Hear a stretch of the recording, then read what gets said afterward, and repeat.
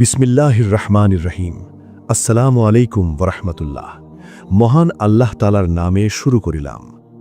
কল্পনা করুন এমন এক সময়ের কথা যখন সময় বলতে কিছুই ছিল না। ছিল না কোনো দিন, কোনো রাত, কোনো সূর্য, কোনো চন্দ্র। ছিল না এই বিশাল আকাশ, না ছিল এই বিস্তীর্ণ পৃথিবী। মহাকাশের এই অনন্ত নক্ষত্ররাজি, গ্যালাক্সি বা ছায়াপথ, এগুলোর কোনো অস্তিত্বই ছিল না। চারদিকে কেবলই এক গভীর অনন্ত শূন্যতা, এক অকল্পনীয় নিস্তব্ধতা। সেই নিস্তব্ধতার মাঝে কেবল একজনই ছিলেন, যিনি চিরঞ্জীব, যার কোনো শুরু নেই, যার কোনো শেষ নেই। তিনি মহান আল্লাহ রাব্বুল আলামিন। সহিহ বুখারী শরীফের বর্ণনায় এসেছে, ইমরান ইবনে হুসাইন রাদিয়াল্লাহু আনহু থেকে বর্ণিত, রাসূলুল্লাহ সাল্লাল্লাহু আলাইহি ওয়াসাল্লাম বলেছেন, আল্লাহ ছিলেন এবং তিনি ব্যতীত আর কিছুই ছিল না, আর তার আরশ ছিল পানির ওপর। ভাবতে পারেন সেই দৃশ্য? আজকের এই কোলাহলপূর্ণ পৃথিবী তখন কোথায় ছিল? তখন মহাবিশ্ব ছিল এক বিশাল জলরাশি আর ধোঁয়ার কুণ্ডলী। মহান আল্লাহর আরশ মোবারক ভাসছিল সেই আদিম পানির ওপর। সৃষ্টির সেই উষালগ্নে যখন আল্লাহ চাইলেন তার কুদরত প্রকাশ করতে, তখন তিনি কলম সৃষ্টি করলেন, এক বিশাল মহাজাগতিক কলম। আল্লাহ কলমকে আদেশ করলেন, লেখো। কলম ভয়ে কম্পিত হয়ে বলল, হে আমার রব, আমি কি লিখব? আল্লাহ আদেশ করলেন, কিয়ামত পর্যন্ত যা কিছু ঘটবে তার সব কিছু লিখে ফেলো। সেই মুহূর্তেই তাকদীরের সব কিছু লিপিবদ্ধ হয়ে গেল লাউহে মাহফুজে। এরপর এলো সেই বিশাল মহাজাগতিক মুহূর্ত। আল্লাহ রাব্বুল আলামিন এই বিশ্বজগৎ সৃষ্টির ইচ্ছা পোষণ করলেন। পবিত্র কুরআনে আল্লাহ বলেন, অতঃপর তিনি আকাশের দিকে মনোযোগ দিলেন, যা ছিল ধূম্রপুঞ্জ বিশেষ। সূরা ফুসসিলাতের 11 নম্বর আয়াত। বিজ্ঞানের ভাষায় যাকে আমরা বিগ ব্যাং বা মহাবিস্ফোরণ বলি, কোরআনের ভাষায় সেটি ছিল আকাশ ও পৃথিবীর একীভূত অবস্থা থেকে পৃথকীকরণ। আল্লাহ বলেন, কাফেররা কি ভেবে দেখে না যে আকাশমণ্ডলী ও পৃথিবী ওতপ্রোতভাবে মিশেছিল, অতঃপর আমি উভয়কে পৃথক করে দিলাম? সূরা আম্বিয়ার 30 নম্বর আয়াত। আল্লাহর এক হুকুম, কুন, হও, আর সাথে সাথে এক বিশাল প্রকম্পনে মহাবিশ্ব কেঁপে উঠল। সেই আদিম ধোঁয়া থেকে দানা বাঁধল নক্ষত্র, গ্রহ, উপগ্রহ। কিন্তু এই পৃথিবী তখন আজকের মতো সাজানো গোছানো ছিল না। এটি ছিল উত্তপ্ত, অস্থির। আল্লাহ তাআলা পৃথিবীকে সৃষ্টি করলেন 2 দিনে। এরপর তিনি পৃথিবীতে পাহাড় পর্বত স্থাপন করলেন, যেন পৃথিবী হেলে না পড়ে। এই পাহাড়গুলো পৃথিবীর পেরেকের মতো কাজ করল। তারপর আল্লাহ সৃষ্টি করলেন 7 আসমান। প্রতিটি আসমান এক একটি বিশাল জগৎ। আমাদের মাথার ওপর যে আকাশ আমরা দেখি, যাকে কোরআনে সামাউদ দুনিয়া বা নিকটবর্তী আকাশ বলা হয়েছে, আল্লাহ সেটাকে সাজালেন কোটি কোটি নক্ষত্র বা প্রদীপ দিয়ে। পবিত্র কোরআনে আল্লাহ বলেন, আমি নিকটবর্তী আকাশকে সুশোভিত করেছি প্রদীপমালা দ্বারা। কিন্তু তখনও এই পৃথিবীতে কোনো প্রাণের অস্তিত্ব ছিল না। পৃথিবী ছিল এক জনমানবহীন, প্রাণহীন বিশাল গোলক। সাগরগুলো ছিল উত্তাল, বাতাস ছিল ঝোড়ো, আগ্নেয়গিরিগুলো থেকে অনবরত লাভা উদ্গীরণ হচ্ছিল, এক ভয়ঙ্কর সুন্দর দৃশ্য। মহান আল্লাহ তখন এই পৃথিবীকে প্রস্তুত করছিলেন এক বিশাল নাট্যমঞ্চ হিসাবে। কিন্তু কাদের জন্য? কার জন্য এই বিশাল আয়োজন? তখনও ফেরেশতারা ছাড়া আর কোনো বুদ্ধিমান সত্তা ছিল না। ফেরেশতারা নূরের তৈরি, তারা পবিত্র এবং সর্বদা আল্লাহর তাসবিহ পাঠে মগ্ন। কিন্তু আল্লাহ চাইলেন এমন এক মখলুক সৃষ্টি করতে যাদের ইচ্ছা শক্তি থাকবে, যারা আগুনের তৈরি হবে। আদম আলাইহিসসালামের সৃষ্টির হাজার হাজার বছর আগে এই পৃথিবীতে এক নতুন অধ্যায়ের সূচনা হতে যাচ্ছিল। পৃথিবী তখন প্রস্তুত হচ্ছিল তার প্রথম রাজত্ব দেখার জন্য, যে রাজত্ব মানুষের নয়, বরং এক অদৃশ্য শক্তির। এই বিশাল সৃষ্টির মাঝে পৃথিবী ছিল নিতান্তই ক্ষুদ্র, কিন্তু আল্লাহর পরিকল্পনায় এটি ছিল কেন্দ্রবিন্দু, কারণ এখানেই তিনি তার খলিফা প্রেরণ করবেন। কিন্তু খলিফা বা মানুষ আসার অনেক আগেই এই পৃথিবীর বুকে রাজত্ব করে গেছে এক দুর্ধর্ষ জাতি। তারা কারা? তারা কিভাবে এলো? এবং কেনই বা তাদের ইতিহাস আজ ধ্বংসস্তূপে পরিণত হয়েছে? মহাকাশের সেই নিস্তব্ধতা ভেঙে পৃথিবী তখন নতুন এক কোলাহলের অপেক্ষায়। আল্লাহ তাআলা আগুন থেকে সৃষ্টি করতে যাচ্ছেন এক নতুন জাতি।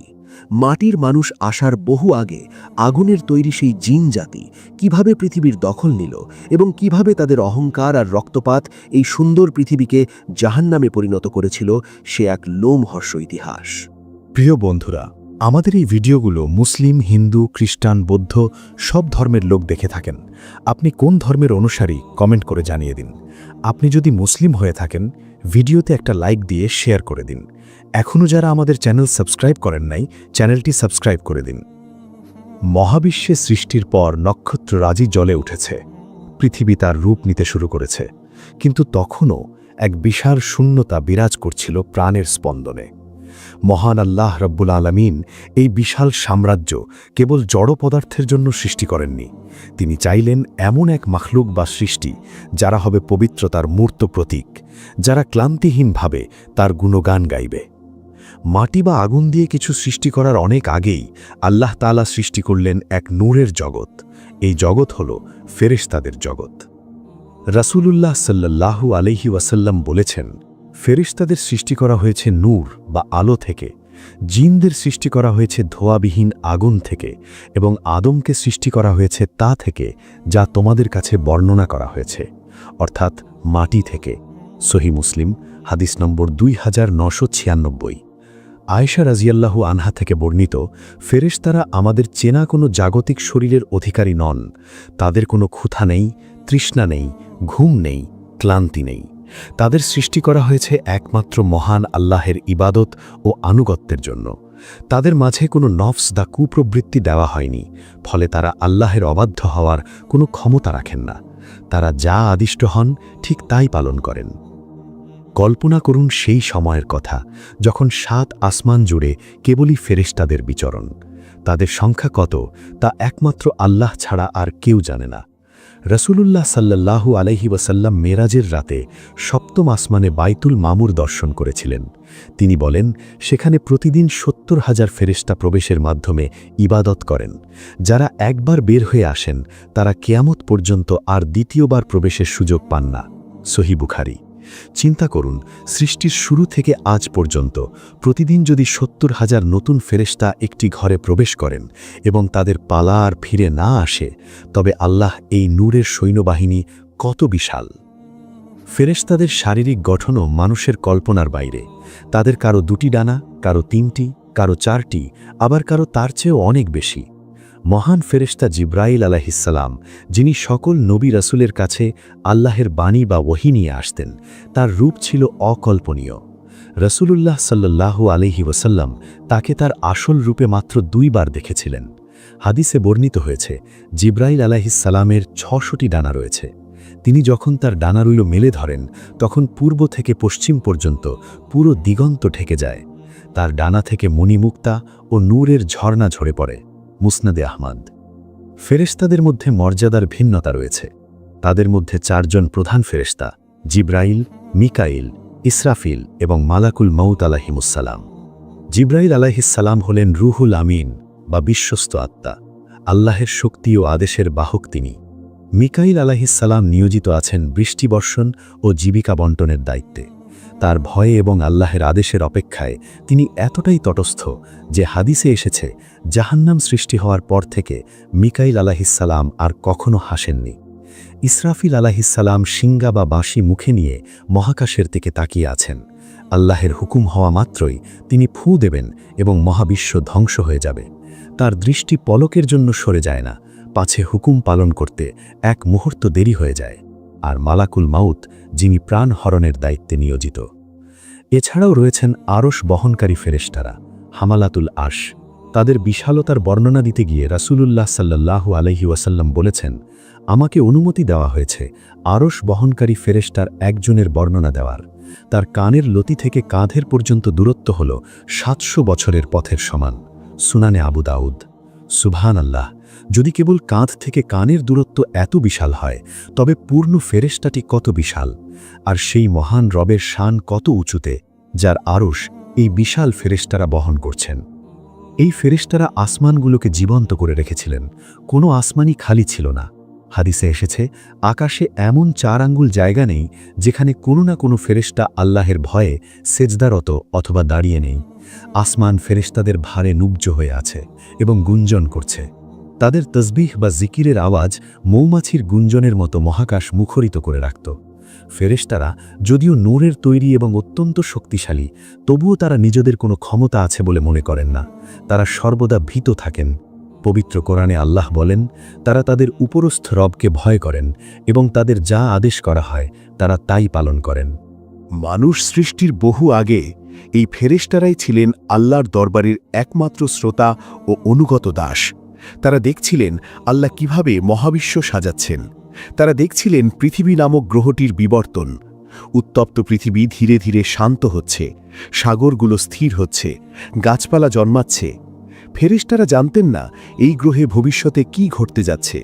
তারা শুধু আল্লাহর নির্দেশে পৃথিবীর বুকে নেমে আসতেন বিভিন্ন দায়িত্ব পালনের জন্য, বাতাস প্রবাহের জন্য, মেঘ চালনার জন্য কিংবা পর্বতের রক্ষণাবেক্ষণের জন্য। ফেরেশতাদের জগৎ ছিল পবিত্র, শান্ত এবং সুশৃঙ্খল। সেখানে কোনো বিদ্রোহ ছিল না, কোনো রক্তপাত ছিল না, কোনো অহংকার ছিল না। তারা একে অপরের সাথে বিবাদ করতেন না। এক অদ্ভুত প্রশান্তি বিরাজ করছিল আল্লাহর সাম্রাজ্যে। কিন্তু আল্লাহ রব্বুল আলামিন চাইলেন তার সৃষ্টির বৈচিত্র্য প্রকাশ করতে। তিনি এমন এক মাখলুক সৃষ্টি করতে চাইলেন যাদের কেবল স্বভাবগত কারণেই ভালো হবে না, বরং তাদের ভালো ও মন্দ উভয়টি করার ক্ষমতা থাকবে এবং তারা নিজেদের ইচ্ছায় মন্দকে দমন করে ভালোর পথ বেছে নেবে। ফেরেশতাদের পরীক্ষা নেই, কারণ তাদের প্রবৃত্তি নেই। কিন্তু এবার আল্লাহ এমন এক জাতি সৃষ্টির পরিকল্পনা করলেন যাদের থাকবে প্রবৃত্তি, আবেগ এবং রাগ। পৃথিবীর মাটি তখন প্রস্তুত হচ্ছিল, কিন্তু মাটির মানুষ আসার আগে আল্লাহ আগুন দিয়ে এক নতুন জাতি সৃষ্টি করলেন।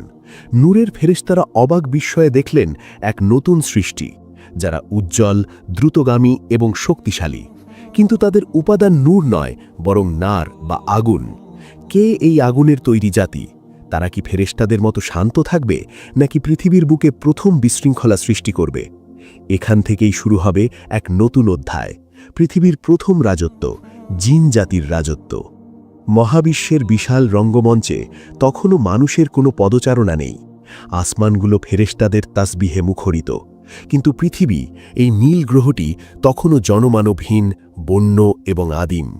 পাহাড়ের চূড়া, গভীর সমুদ্রের তলদেশ আর বিশাল অরণ্যগুলো এক নিস্তব্ধতার চাদরে ঢাকা। আল্লাহ রাব্বুল আলামিন চাইলেন এই পৃথিবীতে এমন এক জাতি পাঠাতে যারা ফেরেশতাদের মতো কেবল আজ্ঞাবহ হবে না, বরং তাদের নিজস্ব বিচার বুদ্ধি থাকবে, ইচ্ছা শক্তি থাকবে। তারা চাইলে ভালো কাজ করে ফেরেশতাদের চেয়েও উপরে উঠতে পারবে, আবার চাইলে মন্দ কাজ করে পশুর চেয়েও নিচে নামতে পারবে। মানব সৃষ্টির হাজার হাজার বছর আগের কথা। আল্লাহ তাআলা তখন সৃষ্টি করলেন জিন জাতিকে। পবিত্র কোরআনে আল্লাহ এরশাদ করেছেন, আর তিনি জিনকে সৃষ্টি করেছেন ধোঁয়াবিহীন অগ্নিশিখা থেকে। সূরা আর রহমান 15। লক্ষণীয় বিষয় হল ধোঁয়াবিহীন আগুন, বা আরবিতে যাকে বলা হয় মারিজ। সাধারণ আগুন জ্বালালে সেখানে কালো ধোঁয়া থাকে, কালি থাকে, কিন্তু মারিজ হল আগুনের সেই শিখা যা অত্যন্ত বিশুদ্ধ, তীব্র এবং শক্তিশালী, যার কোনো ধোঁয়া নেই। এই বিশেষ উপাদান থেকে সৃষ্টি হওয়ার কারণে জিনদের স্বভাব আগুনের মতোই চঞ্চল, উদ্ধত এবং ঊর্ধ্বমুখী। মাটির তৈরি মানুষের স্বভাব যেমন মাটির মতো স্থির, ভারী এবং বিনীত, ঠিক তেমনি আগুনের তৈরি জিনদের স্বভাবে রয়েছে তীব্রতা এবং অস্থিরতা। সহিহ মুসলিমে বর্ণিত হাদিসে রাসূলুল্লাহ সাল্লাল্লাহু আলাইহি ওয়াসাল্লাম বলেন, ফেরেশতাদের সৃষ্টি করা হয়েছে নূর থেকে, জিনদের সৃষ্টি করা হয়েছে ধোঁয়াবিহীন অগ্নিশিখা থেকে, আর আদমকে সৃষ্টি করা হয়েছে তা থেকে যা তোমাদের বলা হয়েছে, অর্থাৎ মাটি। আদম আলাইহিস সালামের সৃষ্টির প্রায় 2000 বছর আগে জিনদের এই পৃথিবীতে বসবাস শুরু হয়। ইবনে কাসির আল বিদায়া ওয়ান নিহায়া। কল্পনা করুন সেই সময় পৃথিবীটা কেমন ছিল। কোনো শহর নেই, নগর নেই, কেবল প্রকৃতির আদিম রূপ। জিনরা এই পৃথিবীতে এসে তাদের সভ্যতা গড়ে তুলতে শুরু করল। যেহেতু তাদের শরীর আমাদের মতো রক্তমাংসের কঠিন শরীর নয়, বরং এক প্রকার সূক্ষ্ম শরীর বা এনার্জি ফর্ম, তাই তারা আমাদের চোখের আড়ালে থাকে। জিন শব্দটির আবিধানিক অর্থই হল যা গুপ্ত বা লুকায়িত। তারা আমাদের দেখতে পায়, কিন্তু আমরা সচরাচর তাদের দেখতে পাই না। আল্লাহ তাআলা জিনদের দিয়েছিলেন অকল্পনীয় ক্ষমতা।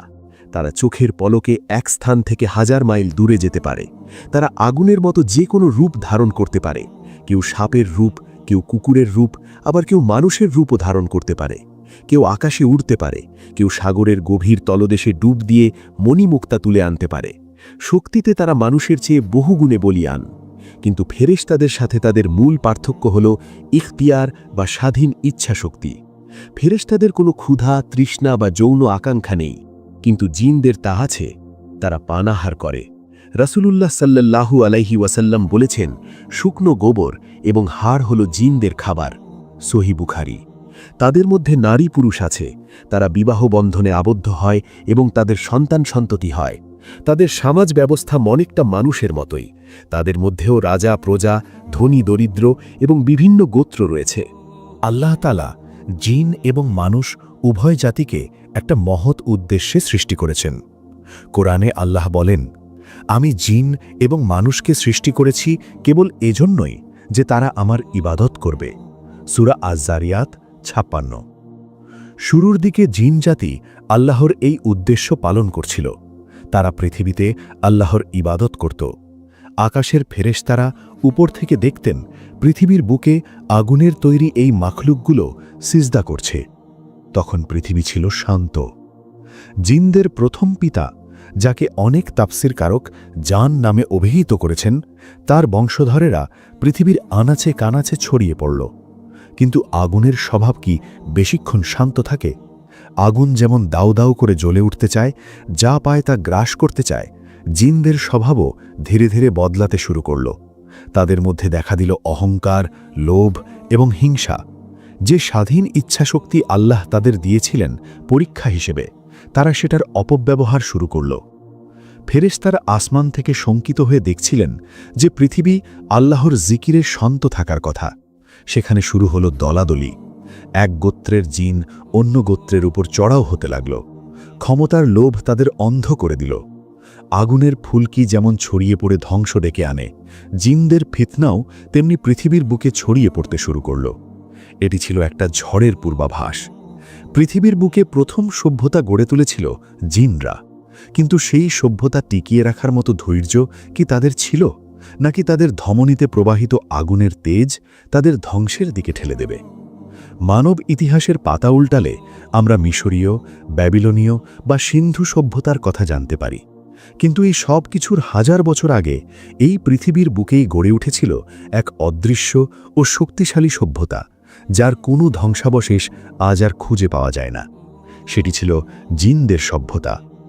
আদম আলাইহিসসালামের পদধূলি পড়ার বহু আগে এই পৃথিবীর নদ নদী, পাহাড় পর্বত এবং অরণ্যগুলো ছিল জিনদের পদচারণায় মুখরিত। আল্লাহ রাব্বুল আলামিন যখন জিন জাতিকে সৃষ্টি করলেন এবং তাদের পৃথিবীতে বসবাস করার অনুমতি দিলেন, তখন পৃথিবী ছিল এক অপার সৌন্দর্যের আধার। জিনরা তাদের স্বভাবজাত ক্ষমতার বলে পৃথিবীর দুর্গম স্থানগুলোতে বসতি স্থাপন করতে শুরু করল। মানুষের মতো তাদের ঘরবাড়ি তৈরির জন্য ইট পাথরের প্রয়োজন হতো না। তাদের কেউ কেউ বসবাস করত গভীর সমুদ্রের তলদেশে, কেউ পাহাড়ের গহীন গুহায়, আবার কেউ বাতাসের ঝাপটে মরুভূমির বুকে। তাদের জীবনযাত্রা ছিল বৈচিত্র্যময়। যেহেতু তাদের শরীর আগুনের তৈরি, তাই তাদের শক্তি ছিল অকল্পনীয়। তারা চোখের পলকে এক মহাদেশ থেকে অন্য মহাদেশে যাতায়াত করতে পারত। আজকের বিজ্ঞানের যুগে আমরা যে প্রযুক্তির স্বপ্ন দেখি, জিনরা তাদের জন্মগত ক্ষমতার বলেই তা করত। তারা সমুদ্রের তলদেশ থেকে মণিমুক্তা তুলে এনে তাদের জগৎ সাজাত। পাহাড়ের চূড়ায় বসে তারা নক্ষত্ররাজির দিকে তাকিয়ে মহান রবের তসবিহ পাঠ করত। প্রাথমিক যুগে জিনদের মধ্যে একত্ববাদ এবং ন্যায় বিচার প্রতিষ্ঠিত ছিল। তাদের নবী বা পথ প্রদর্শকরা তাদের আল্লাহর হুকুম মেনে চলার নির্দেশ দিতেন। আসমান থেকে ফেরেশতারা আল্লাহর রহমত নিয়ে তাদের কাছে আসতেন। পৃথিবী জুড়ে তখন লা ইলাহা ইল্লাল্লাহ ধ্বনি উচ্চারিত হতো। জিনরা জামাতবদ্ধ হয়ে সালাত আদায় করত। তাদের সমাজ ব্যবস্থায় ছিল গোত্রপতি, বিচারক এবং শাসক। তারা বিবাহ করত, সন্তান জন্ম দিত এবং পরিবার গড়ে তুলত। এই সময়কালেই জিনদের মধ্যে এক বিশেষ ব্যক্তিত্বের উত্থান ঘটে, যার নাম ছিল আজাজিল। যাকে আমরা ইবলিস নামে চিনি, সে ছিল জিন জাতির অন্যতম সেরা ইবাদতকারী। তার জ্ঞান, প্রজ্ঞা এবং ইবাদতের একাগ্রতা ছিল বিস্ময়কর। সে সময় আজাজিল কিন্তু অভিশপ্ত ছিল না, বরং সে ছিল বড় মাপের আবেদ ও আলেম। বর্ণিত আছে, সে পৃথিবীর এক স্থান থেকে অন্য স্থানে কেবল আল্লাহর সিজদা করার জন্য ছুটে বেড়াত। পৃথিবীর এমন কোনো নিভৃত জায়গা বাকি ছিল না যেখানে আজাজিল আল্লাহর উদ্দেশ্যে সিজদা করেনি। তার এই কঠোর সাধনা এবং পবিত্রতা দেখে ফেরেশতারাও বিস্মিত হতেন। কিন্তু আগুনের একটি স্বভাব হল এটি যেমন আলো দেয় তেমনি এটি দাহ্য এবং ধ্বংসাত্মক। জিনদের ধমনীতে প্রবাহিত সেই নার বা আগুনের তেজ সবসময় শান্ত থাকে না। দীর্ঘ সময় ধরে পৃথিবীতে রাজত্ব করার পর জিনদের মধ্যে বিলাসিতা ও ক্ষমতার লোভ জন্ম নিতে শুরু করল। সভ্যতার উন্নতির সাথে সাথে তাদের মধ্যে বিভেদ সৃষ্টি হতে লাগল। এক গোত্র অন্য গোত্রকে নিজেদের চেয়ে ছোট মনে করতে শুরু করল। ঠিক যেমন আগুন ওপরের দিকে উঠতে চায়, জিনদের অহংকারও আকাশচুম্বী হতে চাইল। তারা আল্লাহর দেওয়া অফুরন্ত নেয়ামত ভোগ করত, কিন্তু কৃতজ্ঞতা আদায়ের পরিবর্তে নিজেদের শক্তি নিয়ে বড়াই করতে শুরু করল। পৃথিবীর উর্বর ভূমি এবং সম্পদের দখল নিয়ে তাদের মধ্যে ছোটখাটো বিবাদ শুরু হলো। যে পৃথিবী এতদিন আল্লাহর জিকিরে শান্ত ছিল, সেখানে শোনা যেতে লাগল ঝগড়া আর বিবাদের শব্দ। ফেরেশতারা আকাশ থেকে লক্ষ্য করছিলেন পৃথিবীর বুকে এক নতুন কালো ছায়া নেমে আসছে। আজাজিল তখনও আল্লাহর ইবাদতে মগ্ন। সে নিজেকে সাধারণ জিনদের পাপাচার থেকে দূরে রাখত। তার মনে তখনও অহংকারের বীজ ডালপালা মেলেনি, কিন্তু সে নিজেকে অন্যদের চেয়ে শ্রেষ্ঠ এবং আলাদা ভাবতে শুরু করেছিল। সে ভাবত, আমি আগুনের তৈরি হয়েও ফেরেশতাদের মতো পবিত্র জীবন যাপন করছি, তাই আমি সবার চেয়ে উত্তম। এই সূক্ষ্ম আত্মতৃপ্তিই ছিল তার পতনের প্রথম ধাপ, যদিও তখনও তা প্রকাশ পায়নি। এদিকে সাধারণ জিনদের সমাজ ধীরে ধীরে পাপে নিমজ্জিত হতে থাকে। ন্যায় বিচারের স্থান দখল করে নিল জুলুম। দুর্বলের ওপর সবল জিনদের অত্যাচার বাড়তে লাগল। আল্লাহর আইন অমান্য করে তারা নিজেদের মন গড়া আইন তৈরি করতে লাগল। পৃথিবীর বাতাস ভারী হয়ে উঠছিল তাদের পাপাচারীর গন্ধে। আসমানি কিতাবের জ্ঞান ভুলে গিয়ে তারা শিরক ও কুসংস্কারে জড়িয়ে পড়ল। আল্লাহ তাআলা তাদের সতর্ক করার জন্য যুগে যুগে তাদের স্বজাতি থেকেই সতর্ককারী প্রেরণ করেছিলেন। কিন্তু মানুষের ইতিহাসের মতোই জিনরাও তাদের নবীদের অমান্য করল, কাউকে কাউকে হত্যাও করল। এভাবেই এক সোনালী সভ্যতার গায়ে কলঙ্কের দাগ লাগতে শুরু করল। যে জিন জাতি হওয়ার কথা ছিল আল্লাহর খালিফা বা প্রতিনিধি, তারা হয়ে উঠল ফিতনা বা বিশৃঙ্খলার ধারক। ফেরেশতারা শঙ্কিত হয়ে উঠলেন। তারা আল্লাহর কাছে কোনো প্রশ্ন করার সাহস পেলেন না, কিন্তু তাদের মনে বিস্ময় জাগল, এই আগুনের জাতি কি শেষ পর্যন্ত পৃথিবীকে ধ্বংস করে দেবে? সামনে অপেক্ষা করছে এক ভয়ঙ্কর সময়। জিনদের এই অবাধ্যতা যখন চরমে পৌঁছাবে, তখন কি ঘটবে? আর সেই মহান আবেদ আজাজিল, সে কি তার জাতিকে বাঁচাতে পারবে, নাকি তার নিজের ভাগ্যেই লেখা আছে অন্য এক করুণ পরিহাস? পৃথিবীর বুকে যখন জিন জাতি পাপাচারে লিপ্ত, যখন ন্যায় বিচারের পরিবর্তে জোর যার মুলুক তার নীতি প্রতিষ্ঠিত, ঠিক তখনই অন্ধকারের মাঝে একটা উজ্জ্বল নক্ষত্র জ্বলছিল। সেই নক্ষত্র আকাশে ছিল না, ছিল এই মাটিতেই। জিন জাতির চরম অবক্ষয়ের যুগেও একজন ছিলেন যিনি নিজেকে সমস্ত পাপাচার থেকে বাঁচিয়ে রেখেছিলেন। ইতিহাসের পাতায় তার নাম আজাজিল। আজ আমরা যাকে শয়তান বা ইবলিস হিসেবে চিনি, তার শুরুর ইতিহাস ছিল সম্পূর্ণ ভিন্ন। সে ছিল এক পরম আল্লাভীরু আবেদ বা উপাসক এবং জাহেদ বা সংসার বিরাগী। বর্ণিত আছে, আজাজিল আর জীবনের হাজার হাজার বছর কাটিয়েছিল কেবল আল্লাহর সিজদায়।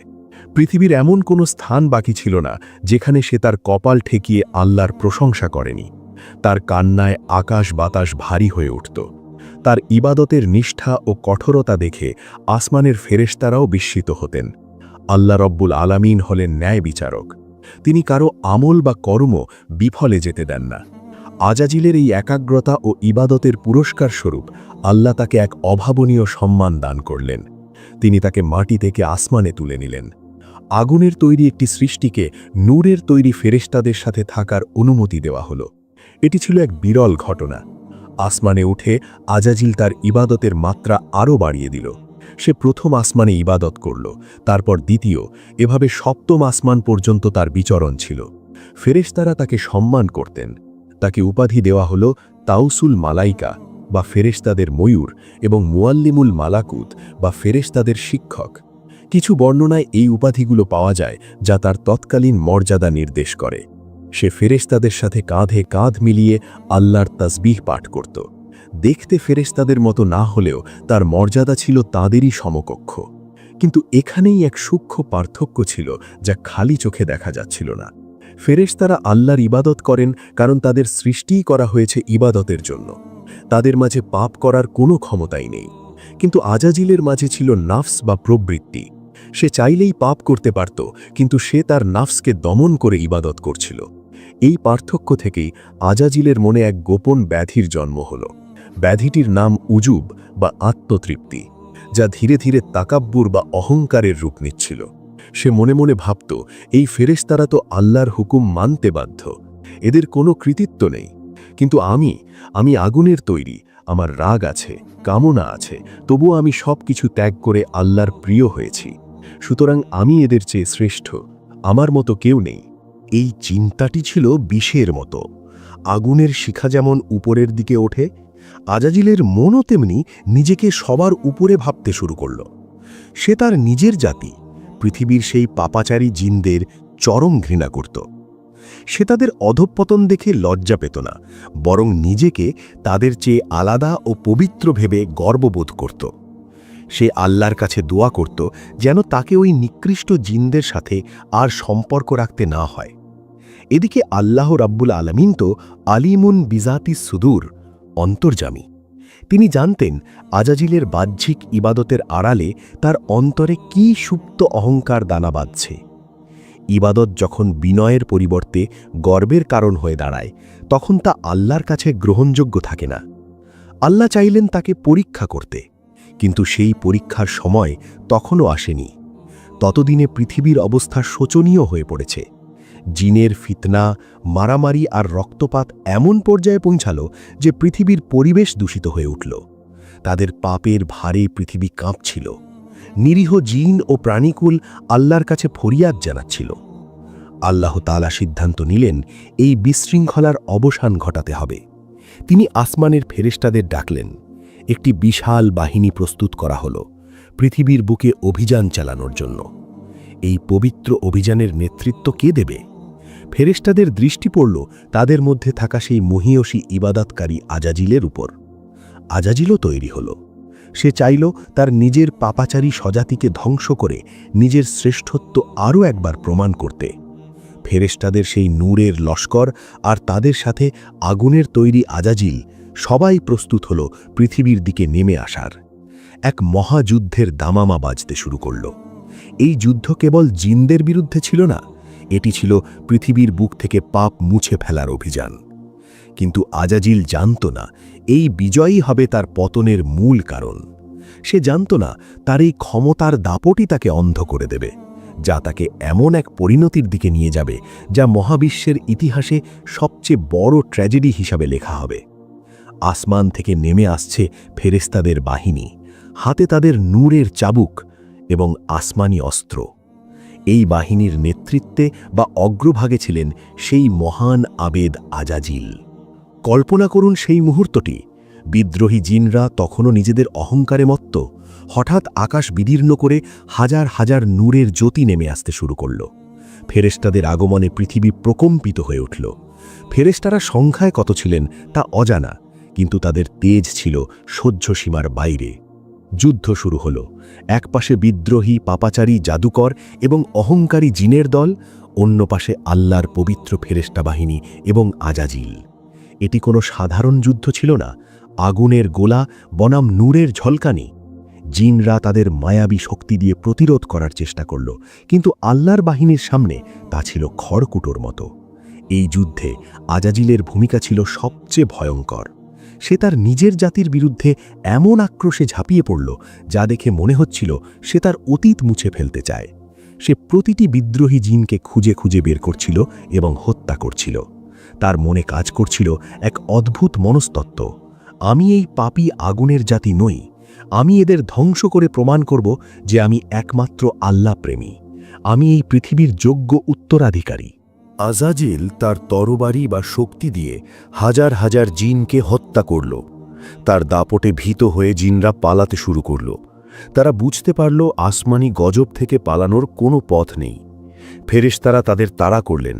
সমতল ভূমি থেকে বিতাড়িত হয়ে জিনরা আশ্রয় নিল দুর্গম পাহাড়ে, গহীন অরণ্যে এবং মহাসাগরের বিচ্ছিন্ন দ্বীপপুঞ্জে। হাদিস ও ইতিহাসের বর্ণনায় এসেছে, ফেরেশতাদের এই অভিযানের ফলে জিন জাতি পৃথিবী থেকে প্রায় নির্মূল হয়ে গিয়েছিল। যারা বেঁচে ছিল তারা লুকিয়েছিল মানুষের চোখের আড়ালে, পাহাড়ের গুহায় ও সাগরের দ্বীপে। পৃথিবী আবার শান্ত হল, কিন্তু সেই শান্তি ছিল শ্মশানের মতো নিস্তব্ধতা। যুদ্ধের শেষে আজাজিল এক উঁচু টিলায় দাঁড়িয়ে দেখল তার পায়ের নিচে পড়ে আছে হাজার হাজার জিনের মৃতদেহ। চারদিকে শুধুই ধ্বংসাবশেষ। সে নিজেকে বিজয়ী মনে করল। তার মনে হল, আমি একাই আমার জাতিকে পরাজিত করেছি। আল্লাহর হুকুম পালনে আমার চেয়ে কঠোর আর কে হতে পারে? এই পৃথিবী এখন পাপ মুক্ত, আর এই পাপ মুক্ত করার কৃতিত্ব আমার। ফেরেশতারা আল্লাহর নির্দেশে আসমানে ফিরে যাবার প্রস্তুতি নিলেন। কিন্তু আজাজিল, সে কি ফিরে যাবে নাকি এই বিজিত পৃথিবীর শাসনভার চাইবে? তার অন্তরে তখন এক সুপ্ত বাসনা মাথা চাড়া দিয়ে উঠল। এই পৃথিবী এখন খালি। এখানে আল্লাহর ইবাদত করার এবং শাসন করার অধিকার একমাত্র তার। সে জানত না এই বিজয় আসলে তার জন্য কোনো পুরস্কার ছিল না, বরং এটি ছিল এক কঠিন পরীক্ষার অংশ। সে তার নিজের জাতিকে হত্যা করেছে ঠিকই, কিন্তু নিজের ভেতরের অহংকার নামক শত্রুকে সে চিনতে পারেনি। রক্তে ভেজা এই পৃথিবীর মাটিতে দাঁড়িয়ে আজাজিল যখন নিজেকে সর্বশ্রেষ্ঠ ভাবছিল, তখন আর সে আজিমে এক নতুন ঘোষণা আসার প্রস্তুতি চলছিল। এমন এক ঘোষণা যা আজাজিলের সমস্ত গর্ব মাটির সাথে মিশিয়ে দেবে। পৃথিবী এখন প্রস্তুত নতুন কোনো আগন্তুকের জন্য। কিন্তু কে আসবে? ফেরেশতারা ফিরে গেলেন আসমানে, আর আজাজিল রইল তার অহংকার নিয়ে। কিন্তু মহাকালের চিত্রনাট্য তখনও বাকি। মহাজাগতিক সেই যুদ্ধের পর পৃথিবীর বুক থেকে কোলাহল থেমে গেল। যে মাটি এতদিন জিনদের দাপট, চিৎকার আর অনাচারে প্রকম্পিত ছিল, সেখানে নেমে এলো এক গভীর ও ভূতুড়ে নিস্তব্ধতা।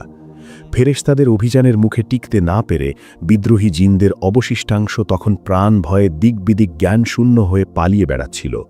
আল্লাহ রাব্বুল আলামিন ফেরেশতাদের নির্দেশ দিয়েছিলেন পৃথিবীকে পাপাচার মুক্ত করতে, কিন্তু তিনি জিন জাতিকে সমূলে ধ্বংস করতে চাননি, কারণ কিয়ামত পর্যন্ত তাদের বংশধরদের অস্তিত্ব থাকার বিধান আল্লাহর ইলমে বা জ্ঞানে ছিল। তাই ফেরেশতারা তাদের হত্যা না করে তাড়িয়ে দিলেন লোকালয় থেকে বহু দূরে। বিখ্যাত সাহাবী হযরত আব্দুল্লাহ ইবনে আব্বাস রাদিয়াল্লাহু থেকে বর্ণিত আছে, যখন জিনরা পৃথিবীতে ফিতনা সৃষ্টি করল এবং রক্তপাত ঘটালো, তখন আল্লাহ তাআলা একটি ফেরেশতার বাহিনী প্রেরণ করলেন। তারা জিনদের হত্যা করলেন এবং অবশিষ্টদের ধাওয়া করে সাগরের নির্জন দ্বীপপুঞ্জ ও দুর্গম পাহাড়ের চূড়ায় নির্বাসিত করলেন। তাফসীরে তাবারি। ভাবুন সেই দৃশ্যটি। যে জিনরা একদিন জাঁকজমকপূর্ণ প্রাসাদ বানিয়েছিল, যারা সমতল ভূমিতে দাপিয়ে বেড়াত, আজ তারা ঘরবাড়িহীন। ফেরেশতাদের ভয়ে সাগরের লোনা পানিতে হাবুডুবু খাচ্ছে। তারা আশ্রয় নিল এমন সব জায়গায় যেখানে সাধারণের প্রবেশ নিষেধ। গভীর সাগরের বিচ্ছিন্ন দ্বীপ, গহীন জঙ্গল আর মানুষের ধরাছোঁয়ার বাইরের জগতই হল তাদের নতুন ঠিকানা। আজকের দিনেও অনেক ইসলামিক স্কলার মনে করেন সাগরের গভীর ও রহস্যময় স্থানগুলো, যেমন বারমুডা ট্রায়াঙ্গল বা ড্র্যাগনস ট্রায়াঙ্গেলের মতো রহস্য ঘেরা জায়গা, হয়তো সেই বিতাড়িত জিনদেরই সাম্রাজ্য বা বন্দিশালা। ফেরেশতারা তাদের দায়িত্ব পালন শেষে আসমানে ফিরে গেলেন। কিন্তু আজাজিল, সে ফিরে গেল এক বুক ভরা গর্ব নিয়ে। তার মনে হল সে আজ এক অসম্ভবকে সম্ভব করেছে। সে তার নিজের জাতিকে পরাজিত করে আল্লাহর জমিনকে পবিত্র করেছে। তার মনে এই ধারণা বদ্ধমূল হয়ে গেল যে আল্লাহর এই বিশাল সৃষ্টি জগতে আমার চেয়ে যোগ্য, আমার চেয়ে শক্তিশালী এবং আমার চেয়ে বড় ইবাদতকারী আর কেউ নেই। সুতরাং এই পৃথিবীর পরবর্তী শাসনভার বা খিলাফত পাওয়ার একমাত্র দাবিদার আমি। যুদ্ধ পরবর্তী পৃথিবী তখন ধীরে ধীরে সুস্থ হতে শুরু করল। জিনদের জ্বালানো আগুনের ধোঁয়া সরে গিয়ে বাতাস আবার স্বচ্ছ হয়ে গেল। নদ নদীগুলো তাদের স্বাভাবিক প্রবাহ ফিরে পেল। গাছপালা আবার সজীব হয়ে উঠল। আল্লাহ তাআলা পৃথিবীকে পুনরায় সাজাতে শুরু করলেন, যেন এক নতুন অতিথির আগমনের জন্য বাসরঘর সাজানো হচ্ছে। কিন্তু সেই অতিথি কে, তা তখনও গোপন ছিল। আজাজিল মাঝে মাঝে আসমান থেকে পৃথিবীতে নেমে আসত। সে দেখত জনমানবহীন এই বিশাল সাম্রাজ্য। সে ভাবত এই সব কিছুই একদিন তার নিয়ন্ত্রণে আসবে। ফেরেশতারা তাকে সম্মান করতেন, তাকে সালাম দিতেন। আসমানে তার নাম ছিল আল হারিস বা প্রহরী বা রক্ষক। সে ছিল জান্নাতের কোষাধ্যক্ষ বা পাহারাদার। তার সম্মানের কোনো কমতি ছিল না, কিন্তু তার অন্তরের গোপন ব্যাধি, অহংকার তখন ক্যান্সারের মতো ছড়িয়ে পড়েছে, যা সে নিজেও বুঝতে পারেনি। ফেরেশতারা আল্লাহর তাসবিহ পাঠে মগ্ন ছিলেন। তারা জানতেন না যে এই শান্তি আসলে ঝড়ের পূর্বাভাস। তারা মনে করেছিলেন জিনদের বিতাড়িত করার মাধ্যমে পৃথিবীর ফিতনা শেষ হয়ে গেছে। এখন হয়তো পৃথিবী এভাবেই শান্ত থাকবে অনন্তকাল। কিন্তু আল্লাহর পরিকল্পনা বা তাকদীর বোঝা কোনো সৃষ্টির পক্ষে সম্ভব নয়। আল্লাহ তাআলা তখন এমন এক সিদ্ধান্ত নিতে যাচ্ছিলেন যা মহাবিশ্বের ইতিহাসে সবচেয়ে বড় চমক হিসেবে আবির্ভূত হবে। তিনি মাটি থেকে এমন এক সৃষ্টি তৈরি করবেন যার জ্ঞান হবে ফেরেশতাদের চেয়েও বেশি, যার মর্যাদা হবে সবার উপরে। পৃথিবী তখন পুরোপুরি প্রস্তুত। সাগরের ঢেউগুলো আছড়ে পড়ছে তীরে, পাখিরা গান গাইছে, বাতাস বইছে মৃদুলয়ে। কিন্তু এই সুন্দর প্রকৃতির মাঝেই লুকিয়ে আছে এক গভীর রহস্য। আসমানের ফেরেশতারা এবং আজাজিল সবাই অপেক্ষা করছে কি হবে এরপর। তখনই সপ্তম আসমানের উপরে আরশে আজিমের নিচে এক গম্ভীর ঘোষণা উচ্চারিত হওয়ার সময় ঘনিয়ে এলো। এমন এক ঘোষণা যা শুনে ফেরেশতারা ভয়ে কেঁপে উঠবেন, আর আজাজিলের স্বপ্নের প্রাসাদ চূর্ণ বিচূর্ণ হয়ে যাবে। জিনদের বিতাড়িত করার পর পৃথিবীর বুকে নেমে এলো এক অভাবনীয় প্রশান্তি। আসমানি যুদ্ধের সেই প্রলয়ঙ্করী হুঙ্কার আর নেই। বাতাসের সেই পোড়া গন্ধ মিলিয়ে গিয়ে সেখানে বইতে শুরু করেছে জান্নাতি সুবাসের মতো বিশুদ্ধ বাতাস। মহান আল্লাহ রাব্বুল আলামিন পৃথিবীকে পুনরায় সাজানোর দিকে মনোনিবেশ করলেন। এটি ছিল একটি দীর্ঘ প্রক্রিয়া। জিনদের হাজার বছরের রাজত্বে তারা পৃথিবীকে যেভাবে দূষিত করেছিল তা ধুয়ে মুছে সাফ করার জন্য আল্লাহ তাআলার রহমতের বৃষ্টি বর্ষণ করলেন। দিনের পর দিন, মাসের পর মাস অবিরাম বৃষ্টিতে পৃথিবীর মাটি ধুয়ে পবিত্র হল। সাগরের জলরাশি শান্ত হল, পাহাড়গুলো পুনরায় সবুজের চাদরে ঢেকে গেল, উপত্যকাগুলো ফুলে ফলে ভরে উঠল। পৃথিবীর এই নবযৌবন দেখে মনে হচ্ছিল সে যেন কোনো বিশেষ অতিথির অপেক্ষায় দিন গুনছে। কিন্তু সেই অতিথি কে তা মহাবিশ্বের কোনো সৃষ্টিই জানত না। ফেরেশতারা আসমান থেকেই এই দৃশ্য দেখতেন এবং আল্লাহর প্রশংসা করতেন। তারা ভাবতেন, আলহামদুলিল্লাহ, ফিতনা শেষ হয়েছে, পৃথিবী এখন পবিত্র, এখন থেকে অনন্তকাল এখানে কেবল আল্লাহর জিকির হবে। ফেরেশতাদের ধারণা ছিল জিনদের বিতাড়নের পর এই পৃথিবীর আর কোনো শাসকের প্রয়োজন নেই। আসমান থেকে ফেরেশতারাই আল্লাহর হুকুম অনুযায়ী এর রক্ষণাবেক্ষণ করবেন। কিন্তু এই ধারণা ভুল ছিল একজনের, তিনি আজাজিল। আজাজিল তখন আসমান এবং জমিন উভয় জগতেই বিচরণ করত। ফেরেশতাদের শিক্ষক এবং নেতাদের কাতারে থাকার কারণে তার মর্যাদা ছিল আকাশচুম্বী। যুদ্ধের পর সে প্রায়ই পৃথিবীতে নেমে আসত। সে একাই ঘুরে বেড়াত জনমানবহীন বিশাল প্রান্তর, পাহাড়ের চূড়া এবং নদীর তীরে। কল্পনা করুন আজাজিলের মানসিক অবস্থা। সে পৃথিবীর বুকে হেঁটে বেড়াচ্ছে, যেখানে একসময় শক্তিশালী জিন বাদশারা রাজত্ব করত। আজ তারা কেউ নেই, সব ফাঁকা। আজাজিল মনে মনে ভাবত, এই বিশাল সাম্রাজ্য এখন কার? যারা এখানে ছিল তারা পাপী ছিল বলে আল্লাহ তাদের ধ্বংস করেছেন, আর আমি তাদের ধ্বংস করেছি আল্লাহর হুকুম মেনে। আমি নিজেকে প্রমাণ করেছি। সুতরাং এই পৃথিবীর পরবর্তী খলিফা বা প্রতিনিধি হওয়ার যোগ্যতা একমাত্র আমারই আছে। তার অন্তরের গভীরে এক সুপ্ত বাসনা দানা বাঁধছিল। সে স্বপ্ন দেখত আল্লাহ তাকেই এই পৃথিবীর একছত্র অধিপতি ঘোষণা করবেন। সে ফেরেশতাদের ওপর ছড়ি ঘরাবে, পৃথিবীকে নিজের মতো করে শাসন করবে। তার এই উচ্চাকাঙ্ক্ষা এতটাই প্রবল ছিল যে সে নিজের ইবাদতের বিনিময়ে আল্লাহর কাছেই রাজত্ব আশা করতে শুরু করেছিল। অথচ ইবাদত হওয়ার কথা ছিল নিঃস্বার্থ, কেবল আল্লাহর সন্তুষ্টির জন্য। সময় বয়ে যেতে লাগল। মহাকালের হিসাবে এই সময়টা কত দীর্ঘ ছিল তা আমাদের জানা নেই। হতে পারে তা 1000 বছর বা তার চেয়েও বেশি। পৃথিবী তখন পুরোপুরি প্রস্তুত। গাছে গাছে ফল, নদীতে মাছ, বনে বনে পশু পাখি সবকিছুই আছে। নেই শুধু কোনো বুদ্ধিমান শাসক। প্রাণী জগৎ তাদের আপন মনে আল্লাহর তাসবিহ পাঠ করছে, কিন্তু তাদের কোনো নেতা নেই। এদিকে আরশে আজিমের আশেপাশে ফেরেশতাদের ব্যস্ততাও ছিল স্বাভাবিক। তারা আল্লাহর তাসবিহ পাঠে মগ্ন, কিন্তু আল্লাহর ইলমে বা জ্ঞানে থাকা সেই গোপন পরিকল্পনাটি এবার বাস্তবায়নের সময় হয়ে এলো। লৌহে মাহফুজে লেখা সেই তকদীরের পাতা উল্টানোর সময় ঘনিয়ে এলো। আল্লাহ তাআলা চাইলেন তার ফেরেশতাদের কাছে তার ইচ্ছা প্রকাশ করতে। তবে এটি কোনো সাধারণ ঘোষণা ছিল না, এটি ছিল এমন এক ঘোষণা যা ফেরেশতাদের নূরের মস্তিষ্কেও চিন্তার ঝড় তুলে দেবে।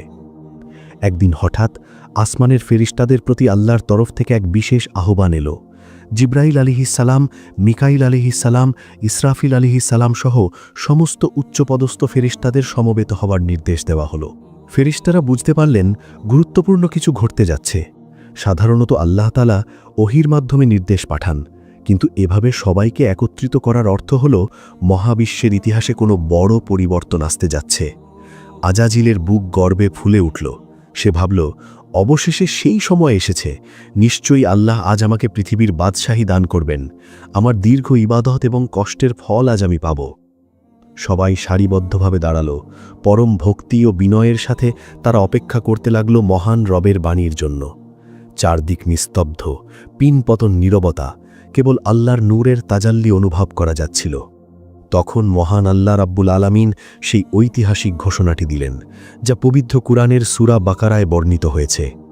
এই একটি বাক্য মহাবিশ্বের ইতিহাসকে চিরতরে বদলে দেওয়ার জন্য যথেষ্ট ছিল। ফেরেশতারা যা ভাবছিলেন আর আজাজিল যা আশা করছিল তার কিছুই হল না, বরং এমন এক কথা উচ্চারিত হল যা শুনে বিস্ময়ে হতবাক হয়ে গেল আসমানবাসী। কি ছিল সেই ঘোষণা? কেন তা শুনে ফেরেশতারা প্রশ্ন করার সাহস করেছিলেন? আর আজাজিলের স্বপ্নের প্রাসাদে কিভাবে আঘাত লাগল? সামনে আসছে সেই নাটকীয় মুহূর্ত, যখন আল্লাহ তার গোপন রহস্য ফাঁস করলেন এবং মানুষের সৃষ্টির কথা জানালেন। সপ্তম আসমানের উপরে সিদরাতুল মুনতাহার নিকটে এক নূরের মহাসমাবেশ। জিব্রাইল আলাইহিসসালাম, মিকাইল আলাইহিসসালাম, ইসরাফিল আলাইহিসসালাম সহ অগণিত ফেরেশতা সারিবদ্ধভাবে দাঁড়িয়ে আছেন। তাদের মস্তক অবনত, দৃষ্টি নিম্নগামী।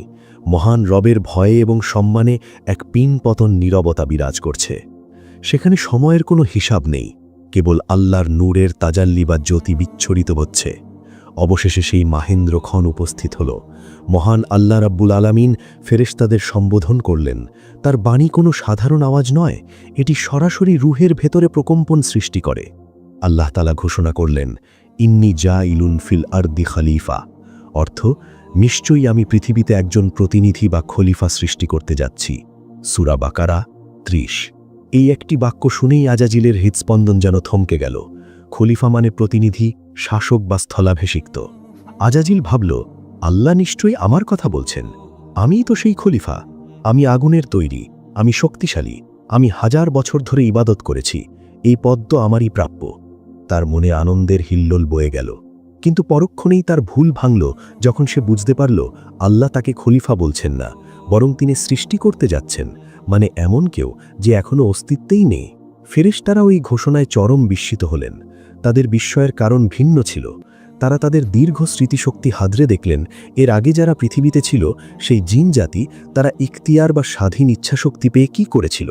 তারা রক্তপাত করেছিল, ফিতনা সৃষ্টি করেছিল এবং আল্লাহর নাফরমানি করেছিল।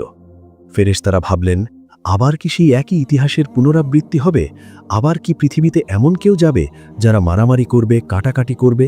ফেরেশতারা আল্লাহর হুকুমের প্রতি দ্বিমত পোষণ করেননি, নাউজুবিল্লাহ। কারণ ফেরেশতারা বিদ্রোহ করতে পারেন না, কিন্তু তারা বিষয়টি বুঝতে চাইলেন। তাদের মনে যে শঙ্কা জেগেছিল তা তারা অত্যন্ত বিনয় ও আদবের সাথে আল্লাহর কাছে পেশ করলেন। কুরআনের ভাষায় তাদের সেই প্রশ্নটি ছিল এমন, আপনি কি সেখানে এমন কাউকে সৃষ্টি করবেন যে ফাসাদ বা বিশৃঙ্খলা সৃষ্টি করবে এবং রক্তপাত করবে?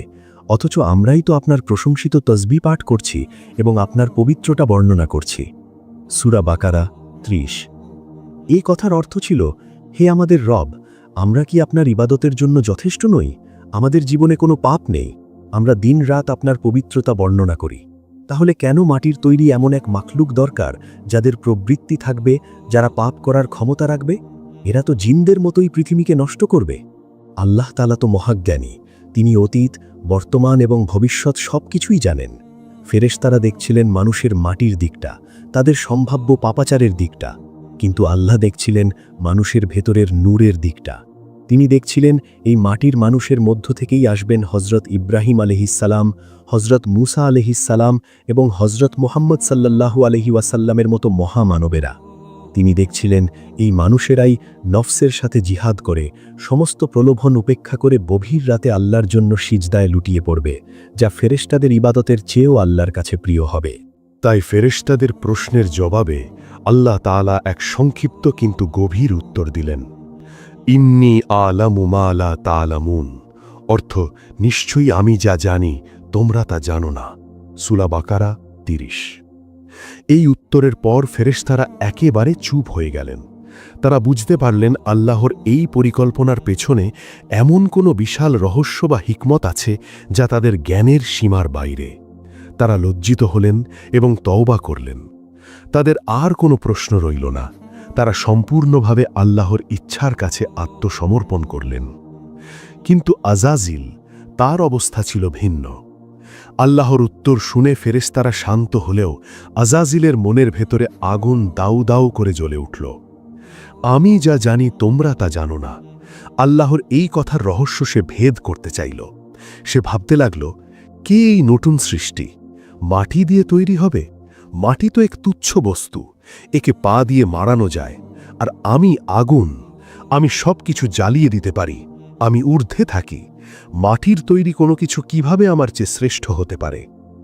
আল্লাহ তাআলা তখন জিবরাইল আলাইহিসসালামকে আদেশ করলেন পৃথিবী থেকে মাটি সংগ্রহ করে আনতে, যে মাটি দিয়ে প্রথম মানুষ আদম আলাইহিসসালামের দেহ তৈরি হবে। এটি কোনো সাধারণ মাটি নয়, সারা পৃথিবীর সমস্ত অংশের সারাংশ বা নির্যাস দিয়ে তাকে তৈরি করা হবে। ফেরেশতাদের জগৎ তখন এক নতুন ব্যস্ততায় মেতে উঠল। কিন্তু আজাজিল এক কোণে দাঁড়িয়ে রইল। তার চোখ ভরা হিংসা আর মনে এক রাশ ঘৃণা। সে প্রতিজ্ঞা করল, সে দেখবে এই মাটির পুতুল আসলে কি দিয়ে তৈরি। সে এর শেষ দেখে ছাড়বে। আল্লাহর দরবার থেকে হুকুম জারি হয়ে গেছে। এখন শুরু হবে সৃষ্টির প্রক্রিয়া। ফেরেশতারা ছুটলেন পৃথিবীর দিকে। কিন্তু মাটি কি এত সহজে ধরা দেবে? পৃথিবীর মাটিও তো জানে এই মানুষ একদিন তার বুকে রক্ত ঝরাবে, পাপাচার করবে। তাই মাটিও কেঁদে উঠল। সামনে অপেক্ষা করছে এক আবেগপূর্ণ দৃশ্য। মাটির কান্না, ফেরেশতাদের ব্যর্থতা এবং অবশেষে মৃত্যু ফেরেশতা আজরাইল আলাইহিসসালামের কঠোরতা। কিভাবে সংগৃহীত হল আদমের শরীরের উপাদান? মহান আল্লাহ রাব্বুল আলামিন যখন ফেরেশতাদের জানালেন যে তিনি মানুষ সৃষ্টি করতে যাচ্ছেন, তখন ফেরেশতাদের প্রশ্ন ও বিস্ময়ের পর্ব শেষ হল। এবার শুরু হল মূল সৃষ্টির প্রক্রিয়া। আল্লাহ রাব্বুল আলামিন চাইলেন এই নতুন সৃষ্টির মূল উপাদান হোক মাটি।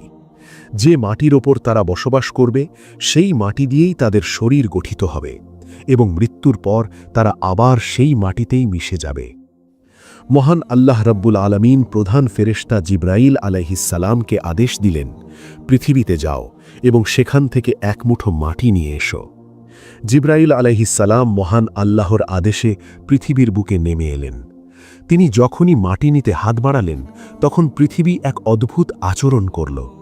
পৃথিবী বুঝতে পেরেছিল যে এই মাটি দিয়ে এমন এক জাতি তৈরি হবে যাদের মধ্যে কেউ কেউ আল্লাহর নাফরমানি করবে এবং তার শাস্তিস্বরূপ তারা জাহান্নামের আগুনে জ্বলবে। মাটির বুক থেকে তৈরি হওয়া সন্তান আগুনে পুড়বে, এই ভয়ে পৃথিবী কেঁপে উঠল। পৃথিবী আল্লাহর দোহাই দিয়ে জিবরাইল আলাইহিসসালামকে বলল, হে আল্লাহ, আমি তোমার কাছে আশ্রয় চাইছি। আমি যেন আপনার আদেশ পালন না করে খালি হাতে ফিরে না যাই। এই বলে তিনি পৃথিবীর কোনো আকুতি না শুনে মাটি তুলে নিলেন। তবে তিনি কেবল এক জায়গার মাটি নিলেন না, তিনি পৃথিবীর বিভিন্ন প্রান্ত থেকে নরম মাটি, শক্ত মাটি, কালো মাটি, লাল মাটি, সাদা মাটি, উর্বর মাটি এবং লোনা মাটি, সব ধরনের মাটির সারাংশ বা নির্যাস এক মুঠোয় সংগ্রহ করলেন। রাসূলুল্লাহ সাল্লাল্লাহু আলাইহি ওয়াসাল্লাম বলেছেন, আল্লাহ আদমকে সৃষ্টি করেছেন এক মুঠো মাটি থেকে, যা সমস্ত পৃথিবী থেকে সংগ্রহ করা হয়েছিল। তাই বনি আদম বা মানুষ মাটির গুণাগুণ অনুযায়ী বিভিন্ন রকম হয়েছে। কেউ লাল, কেউ সাদা, কেউ কালো, কেউ এর মাঝামাঝি, কেউ নরম স্বভাবের, কেউ কঠোর, কেউ ভালো এবং কেউ মন্দ। আজরাইল আলাইহিসসালাম সেই মাটির মিশ্রণ নিয়ে আল্লাহর দরবারে উপস্থিত হলেন। আল্লাহ সেই মাটিকে কবুল করলেন। এরপর শুরু হলো এই মাটিকে প্রক্রিয়াজাত করার কাজ। এটি কোনো সাধারণ মূর্তি তৈরির মতো ছিল না, এটি ছিল মহাকালের শ্রেষ্ঠ শিল্পকর্ম। প্রথমে সেই শুষ্ক মাটিকে ভেজানো হলো। এই মাটি তখন কাদা মাটিতে পরিণত হলো, যাকে কুরআনে বলা হয়েছে তিন। এরপর সেই কাদাকে দীর্ঘ সময় ফেলে রাখা হলো, তা আঠালো ও চটচটে কাদায় পরিণত হলো, যাকে বলা হয় তিন লাজিব। এরপর সেই কাদামাটি কালো বর্ণ ধারণ করল এবং তা থেকে এক প্রকার গন্ধ বের হতে শুরু করল। এই অবস্থাকে বলা হয় হামা মাসনুন বা পচা কাদা। এটি ছিল মানুষ সৃষ্টির অন্যতম উপাদান, যা তার নশ্বরতা এবং মাটির সাথে সম্পর্কের প্রতীক। সর্বশেষ ধাপে মহান আল্লাহ এই মাটির মণ্ডকে শুকালেন। শুকাতে শুকাতে তা এমন শক্ত আর ঝনঝনে হয়ে গেল যে তাতে টোকা দিলে পোড়া মাটির কলসি বা হাঁড়ির মতো ঠনঠন শব্দ হতো। এই অবস্থাকে কোরআনে বলা হয়েছে সলসল কাল ফাখার বা পোড়া মাটির মতো শুষ্ক মাটি। এই দীর্ঘ প্রক্রিয়ার পর মহান আল্লাহ নিজ হাত, যা তার শানের উপযুক্ত, তার 202 হাত দিয়ে আদম আলাইহিস সালামের অবয়ব বা আকৃতি গঠন করলেন। তিনি নিজ হাতে অত্যন্ত নিপুণভাবে মানুষের চোখ, কান, নাক, মুখ এবং হাত পা তৈরি করলেন। আদমের উচ্চতা ছিল 60 হাত, প্রায় 90 ফুট, এক বিশাল ও সুঠাম দেহের ভাস্কর্য। এই দেহ মুবারকটি জান্নাতের প্রবেশদ্বারের কাছে বা মতান্তরে মক্কা ও তায়েফের মধ্যবর্তী এক উপত্যকায় দীর্ঘ 40 বছর ফেরেশতাদের সময়ের হিসেবে পড়েছিল। তখনও তাতে প্রাণ বা রূহ দেওয়া হয়নি। এটি কেবলই এক বিশাল মাটির তৈরি ভাস্কর্য। বাতাস তার শরীরের ভিতর দিয়ে প্রবেশ করত আর অন্য পাশ দিয়ে বের হয়ে যেত, আর তাতে বাঁশির মতো শব্দ হতো। ফেরেশতারা যখন এই বিশাল আকৃতির পাশ দিয়ে যেতেন, তারা ভীত হতেন। তারা এমন অবয়ব আগে কখনো দেখেননি। তাদের মনে প্রশ্ন জাগত, আল্লাহ কেন এই বিশাল মাটির স্তূপ তৈরি করে ফেলে রেখেছেন? এর কাজ কি? কিন্তু এই মাটির দেহের প্রতি যার আকর্ষণ ও ভীতি সবচেয়ে বেশি ছিল, সে হল আজরাইল। সে কিছুতেই নিজেকে স্থির রাখতে পারছিল না। অজানা এক আশঙ্কায় তার ভিতরটা তোলপাড় হচ্ছিল। সে বারবার সেই মাটির দেহের কাছে ফিরে আসত। একদিন আজরাইল তার দলবল নিয়ে সেই দেহের পাশ দিয়ে যাচ্ছিল। ফেরেশতারা ভয় পেয়ে পিছু হটলে আজরাইল দম্ভ ভরে এগিয়ে গেল। সে আদম আলাইহিস সালামের শুষ্ক মাটির শরীরে লাথি মারল। সাথে সাথে মাটির কলসিতে টোকা দিলে যেমন ঠন ঠন শব্দ হয়, তেমনি এক শব্দ পুরো উপত্যকায় প্রতিধ্বনিত হল। আজরাইল তাচ্ছিল্য হেসে বলল, তোমরা একে দেখে ভয় পাচ্ছ কেন? এটি তো ফাঁপা, এর ভিতরটা শূন্য। আজরাইল কেবল লাথি মেরেই ক্ষান্ত হয়নি। সহি মুসলিম ও অন্যান্য হাদিস গ্রন্থের বর্ণনায় ইঙ্গিত পাওয়া যায় যে সে সেই দেহের মুখ দিয়ে প্রবেশ করে এর পেছন দিক দিয়ে বের হয়ে আসত। সেই মাটির দেহকে সে গভীরভাবে পর্যবেক্ষণ করত। সে ফেরেশতাদের বলল, আমি পরীক্ষা করে দেখেছি এটি আজব বা ফাঁপা সৃষ্টি। এটি নিজের সত্তাকে ধরে রাখতে পারবে না। এর ক্ষুধা লাগবে, এর প্রবৃত্তি থাকবে। একে পথভ্রষ্ট করা খুবই সহজ। আজাজিলের এই কথাগুলোর মধ্যে ছিল গভীর হিংসা। সে বুঝতে পেরেছিল আল্লাহ তাআলা এই মাটির মানুষকে এমন কিছু বিশেষত্ব দিয়ে তৈরি করেছেন যা আগুনের তৈরি জিনদের নেই। কিন্তু সে তার অহংকারের কারণে এই সত্য মেনে নিতে পারছিল না যে মাটির তৈরি কিছু তার চেয়ে শ্রেষ্ঠ হতে পারে। সে মনে মনে প্রতিজ্ঞা করল, যদি আল্লাহ একে আমার উপর প্রাধান্য দেন, তবে আমি অবশ্যই এর বিরোধিতা করব, আর যদি আমাকে এর উপর ক্ষমতা দেওয়া হয়, তবে আমি একে ধ্বংস করে ছাড়ব। ফেরেশতারা যখন আজাজিলের এই ঔদ্ধত্যপূর্ণ আচরণ দেখল, তারা কিছুটা অবাক হল, কিন্তু আজাজিল তখনও তাদের শিক্ষক, তাদের নেতা, তাই তারা নীরব রইল। আজাজিল ফেরেশতাদের অভয় দিয়ে বলল, তোমরা ঘাবড়ে যেও না। যদি রব এই মাটির পুতুলকে জীবন দেন এবং আমাদের হুকুম করেন একে সম্মান দেখাতে, তবুও আমি একে গ্রাহ্য করব না, কারণ আগুনের তেজ মাটির চেয়ে অনেক বেশি। আসলে আজাজিল তখনও জানত না যে এই মাটির দেহের ভেতরে আল্লাহ কি মহামূল্যবান বস্তু গচ্ছিত রেখেছেন। সে দেখছিল কেবল বাইরের আবরণ, কিন্তু আল্লাহ প্রস্তুত করছিলেন ভেতরের জগৎ। অবশেষে সেই অপেক্ষার প্রহর শেষ হল। আল্লাহ রব্বুল আলামিন সিদ্ধান্ত নিলেন তিনি এখন এই মাটির দেহে তার বিশেষ রূহ বা আত্মা ফুঁকে দেবেন। আল্লাহ তাআলা সমস্ত ফেরেশতাদের সমবেত হবার নির্দেশ দিলেন। এটি ছিল মহাজাগতিক এক দরবার। জিব্রাইল, মিকাইল, ইসরাফিল, আজাজিল এবং অগণিত ফেরেশতা সারিবদ্ধভাবে দাঁড়ালেন। আদম আলাহিসাল্লামের সেই বিশাল দেহটি তাদের সামনে শায়িত। আল্লাহ রাব্বুল আলামিন ফেরেশতাদের উদ্দেশ্য করে এক কঠোর আদেশ জারি করেন। কোরআনে আল্লাহ বলেন, যখন আমি তাকে পূর্ণাঙ্গ রূপ দেব এবং তার মধ্যে আমার রূহ ফুঁকে দেব, তখন তোমরা তার প্রতি সিজদাবনত হবে। সূরা আল হিজর ২৯ নম্বর অধ্যায়। এই আদেশের অর্থ পরিষ্কার, রূহ প্রবেশের সাথে সাথেই সবাইকে সিজদা করতে হবে। এটি কোনো ইবাদতের সিজদা ছিল না, এটি ছিল সম্মানের সিজদা, সিজদায়ে তাহিয়া, যা সে যুগে আল্লাহ নির্দেশে বৈধ ছিল। ফেরেশতারা মানসিকভাবে প্রস্তুত হলেন। তারা জানতেন আল্লাহ হুকুম অমান্য করার কোনো সুযোগ নেই। কিন্তু আজাজিলের চেহারা কালো হয়ে গেল। সিজদা এই মাটির পুতুলকে, যাকে সে লাথি মেরেছে, যার ভেতরে সে ঢুকে দেখেছে এটি ফাঁপা, সেই কি এই নগণ্য সৃষ্টির সামনে মাথা নত করবে? তার হাজার বছরের ইবাদত, তার মর্যাদা, তার আগুনের আভিজাত্য সব কি ধুলায় মিশিয়ে দেবে? একদিকে আল্লাহ সরাসরি আদেশ, অন্যদিকে আজাজিলের আকাশচুম্বী অহংকার। মহাবিশ্ব এক চরম নাটকীয় মুহূর্তের মুখোমুখি। মাটির দেহে রূহ প্রবেশের প্রক্রিয়া শুরু হতে যাচ্ছে। ফেরেশতারা তটস্থ হয়ে তাকিয়ে আছেন, আর আজাজিল, সে দাঁড়িয়ে আছে এক জেদি মূর্তির মতো। তার অন্তরে জ্বলছে বিদ্রোহের আগুন। সে সিদ্ধান্ত নিয়ে ফেলেছে, সে কিছুতেই মাথা নত করবে না। কিন্তু সে জানে না যে এই একটি সিদ্ধান্ত তাকে আজাজিল থেকে চিরকালের অভিশপ্ত ইবলিসে পরিণত করবে। সামনে অপেক্ষা করছে সেই ঐতিহাসিক মুহূর্ত। রূহ আসছে, আদম আলাহিসাল্লাম জেগে উঠছেন, এবং সাথে সাথেই শুরু হবে মহাজাগতিক ইতিহাসের সবচেয়ে বড় বিভাজন। ৪০ বছরের দীর্ঘ অপেক্ষার অবসান হল। জান্নাতের প্রবেশদ্বারে শায়িত আদম আলাহিসাল্লামের বিশাল মাটির দেহে আজ মহান আল্লাহ প্রাণের সঞ্চার করবেন। ফেরেশতারা গোল হয়ে দাঁড়িয়ে আছেন, তাদের দৃষ্টি নিবদ্ধ সেই মাটির দেহের দিকে। আজাজিলও দাঁড়িয়ে আছে, তার চোখে সন্দেহ আর অন্তরে বিদ্রোহের আগুন। আল্লাহ রাব্বুল আলামিন তার রূহ বা আত্মা থেকে আদমের দেহে ফুঁকে দিলেন। কোরআনের ভাষায়, ফাইজা সাওয়াইতুহু ওয়া নাফাখতু ফীহি মির রূহি, যখন আমি তাকে সুষম করব এবং তাতে আমার রূহ ফুঁকে দেব। রূহ প্রবেশ করতে শুরু করল আদমের মাথার দিক থেকে। রূহ যেখানে যেখানে স্পর্শ করছিল, শুষ্ক মাটি সেখানে রক্ত, মাংস আর জীবন্ত কোষে পরিণত হচ্ছিল। রূহ যখন তার মস্তিষ্কে ও চোখে পৌঁছাল, আদম আলাহিসাল্লাম প্রথমবারের মতো চোখ মেললেন। তিনি দেখলেন জান্নাতের অপরূপ ফলমূল ও ফেরেশতাদের জগৎ। রূহ যখন তার নাকে পৌঁছাল, তিনি একটি হাঁচি দিলেন। এটি ছিল মানব ইতিহাসের প্রথম শ্বাস-প্রশ্বাস এবং প্রথম প্রতিক্রিয়া। হাঁচি দেওয়ার সাথে সাথেই আল্লাহ তাআলার ইলহামে আদম আলাহিসাল্লামের মুখ থেকে প্রথম যে বাক্যটি উচ্চারিত হল, তা হল আলহামদুলিল্লাহ, অর্থাৎ সমস্ত প্রশংসা আল্লাহের। আল্লাহ রাব্বুল আলামিন তৎক্ষণাৎ উত্তর দিলেন, ইয়ারহামুকাল্লাহু ইয়া আদম, হে আদম, তোমার রব তোমার উপর রহমত বর্ষণ করুন। সুবহানাল্লাহ, মানুষের জীবনের শুরুই হল আল্লাহর রহমত দিয়ে।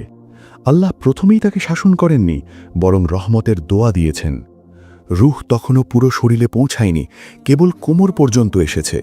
কিন্তু আদম আলাইহিসসালাম জান্নাতের ফল খাওয়ার জন্য বা উঠে দাঁড়ানোর জন্য তাড়াহুড়ো শুরু করলেন। তিনি হাত দিয়ে ভর দিয়ে উঠার চেষ্টা করলেন, কিন্তু পারলেন না, কারণ পা তখনও মাটির মতো ছিল। আল্লাহ পবিত্র কোরআনে এই স্বভাবের কথা উল্লেখ করে বলেছেন, মানুষ সৃষ্টিগতভাবেই তাড়াহুড়ো প্রিয়। অবশেষে রূহ যখন তার পায়ের আঙুল পর্যন্ত পৌঁছাল, আদম আলাইহিসসালাম একজন পূর্ণাঙ্গ মানুষ হিসেবে উঠে দাঁড়ালেন।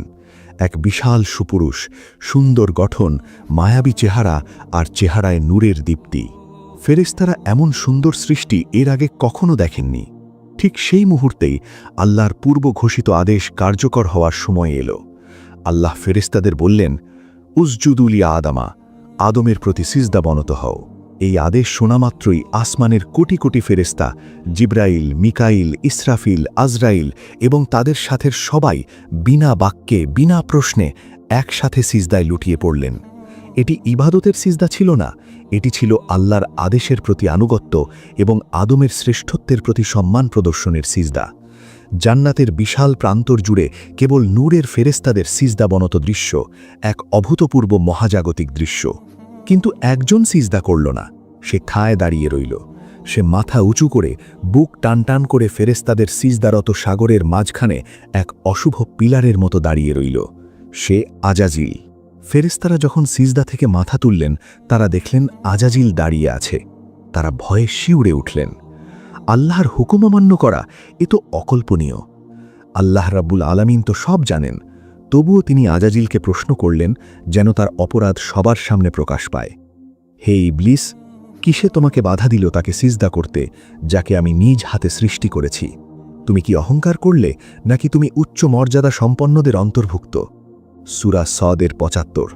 আজাজিল তখনও অনুতপ্ত হল না, সে ক্ষমা চাইল না, বরং সে তার 1000 বছরের গোপন অহংকার উগড়ে দিল। সে আল্লাহর সামনে যুক্তি পেশ করল, আনা খাইরুম মিনহু, আমি তার চেয়ে শ্রেষ্ঠ। খালাকতানি মিন নারিন ওয়া খালাকতাহু মিন তিন, আপনি আমাকে সৃষ্টি করেছেন আগুন থেকে আর তাকে সৃষ্টি করেছেন মাটি থেকে। সূরা আল আরাফের 12। তার যুক্তি ছিল আগুন উপরের দিকে ওঠে আর মাটি নিচে পড়ে থাকে, তাই আগুনের সৃষ্টি হয়ে সে মাটির সৃষ্টিকে সিজদা করতে পারে না। সে আল্লাহর আদেশকে তার নিজস্ব যুক্তি দিয়ে বিচার করার দৃষ্টতা দেখাল। এটি ছিল মহাবিশ্বের প্রথম পাপ, অহংকার বা তাকাব্বুর, এবং যুক্তি দিয়ে ওহী বা আদেশকে অমান্য করা। আল্লাহর দরবারে অহংকারের কোনো স্থান নেই। মুহূর্তের মধ্যেই আজাজিলের ভাগ্য উল্টে গেল, তার সুন্দর চেহারা বিকৃত হয়ে গেল, তার নূরের পোশাক খসে পড়ল। সে পরিণত হল এক কুৎসিত বিতাড়িত শয়তানে। তার নাম হল ইবলিশ, যে আল্লাহর রহমত থেকে নিরাশ। আল্লাহ হুকুম দিলেন, বের হয়ে যায় এখান থেকে, নিশ্চয়ই তুই বিতাড়িত বা রাজিম, এবং নিশ্চয়ই কর্মফল দিবস পর্যন্ত তোর উপর আমার লানত বা অভিশাপ রইল। সূরা সদের ৭৭। আজাজিল, যে ছিল ফেরেশতাদের শিক্ষক, সে এখন চিরকালের অভিশপ্ত। কিন্তু যাওয়ার আগে সে আল্লাহর কাছে একটি সুযোগ চাইল। সে বলল, হে আমার রব, আমাকে কিয়ামত দিবস পর্যন্ত হায়াত বা অবকাশ দিন। আল্লাহ তাকে অবকাশ দিলেন। সুযোগ পেয়ে ইবলিস তার আসল রূপ প্রকাশ করল। সে আদম আলাইহিস সালামের দিকে আঙুল তুলে আল্লাহর সামনে চ্যালেঞ্জ ছুড়ে দিল, ফাবি ইজ্জাতিকা লা উগবিয়ান্নাহুম আজমাইন ইল্লা ইবাদাকা মিনহুমুল মুখলাসিন। আপনার ইজ্জতের কসম, আমি তাদের সবাইকে পথভ্রষ্ট করব, তবে তাদের মধ্যে আপনার মুখলেস বা একনিষ্ঠ বান্দাদের ছাড়া। সূরা সদের ৮৩। সে আরও বলল, আমি তাদের সামনে থেকে, পিছন থেকে, ডান দিক থেকে এবং বাম দিক থেকে আসব, আর আপনি তাদের অধিকাংশকেই কৃতজ্ঞ পাবেন না। সূরা আল আরাফের ১৭। আল্লাহ তাআলা তার চ্যালেঞ্জ গ্রহণ করলেন। তিনি বললেন, যা, তাদের মধ্যে যারা তোর অনুসরণ করবে আমি নিশ্চয়ই তোদের সবার দ্বারা জাহান্নাম পূর্ণ করব। এরপর ইবলিসকে জান্নাত থেকে অপমানিত অবস্থায় বের করে দেওয়া হলো, আর আদম আলাইহিস সালাম লাভ করলেন জান্নাতের মর্যাদা। আল্লাহ তাকে জ্ঞান শিক্ষা দিলেন, ফেরেশতাদের দিয়ে সম্মান জানালেন এবং তাকে ঘোষণা করলেন পৃথিবীর খলিফা। এখানেই শেষ হল আদম আলাইহিস সালামের আগের যুগ। জিনদের রাজত্ব শেষ, ইবলিসের পতন চূড়ান্ত। এবার শুরু হবে মানুষের গল্প। জান্নাতে আদমের একাকিত্ব, মা হাওয়ার সৃষ্টি, গন্ধম ফলের পরীক্ষা এবং অবশেষে পৃথিবীতে অবতরণ। সে এক ভিন্ন মহাকাব্য। কিন্তু মহাকালের সেই নীরব সাক্ষী পৃথিবী আজ হাসছে, কারণ তার বুকে সিজদা করার জন্য, তার প্রভুর নাম ডাকার জন্য এক নতুন প্রতিনিধি আসছে। শয়তানের হাজারো ষড়যন্ত্রের মাঝেও কিয়ামত পর্যন্ত এই মানুষেরাই আল্লাহর নাম উঁচিয়ে ধরে রাখবে। বন্ধুরা, এই রকম ইসলামিক কাহিনী ও শিক্ষণীয় ভিডিও দেখতে চাইলে আমাদের ইউটিউব চ্যানেলটি এখনই সাবস্ক্রাইব করে দিন। তো দেখা হচ্ছে পরের ভিডিওতে। সেই পর্যন্ত মহান আল্লাহ আমাদের সবাইকে সঠিক পথে থাকার তৌফিক দান করুন। আমিন সুম্মা আমিন।